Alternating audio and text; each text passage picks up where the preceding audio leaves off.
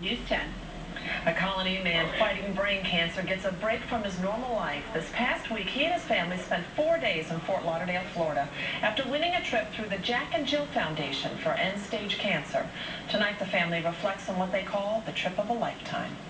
Am I supposed to be happy I won a trip because I had brain cancer, or am I supposed to be... I'd rather not have brain cancer than have gone to the Ritz-Carlton in Fort Lauderdale, but don't get me wrong, while we were there, it was a blast, and it was a trip of a lifetime. Dan Butchin's positive attitude and natural sense of humor was evident during his entire interview with News 10 today, despite having a stage 4 brain tumor. I don't like to think about the inevitable, because I feel like I'm throwing the towel if I say, well, but when I see my little girls, my wife, I feel like, I'm jipping them because, they're going to have to go on from here without me, but that's not happening.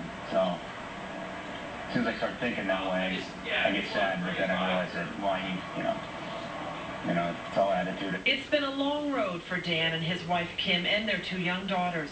After almost 9 years of being in remission, Dan's tumor came back in a much more aggressive form.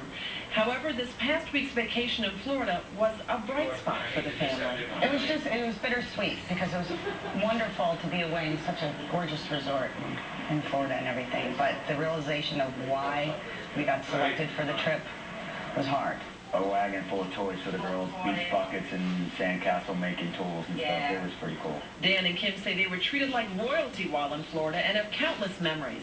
Memories that will help keep the family strong, even when tough days present themselves. Oh, there's so much medically they can do, obviously, and it's, the battle is just positive attitude, I think, and not letting it get you. And that's the attitude I've had from day one.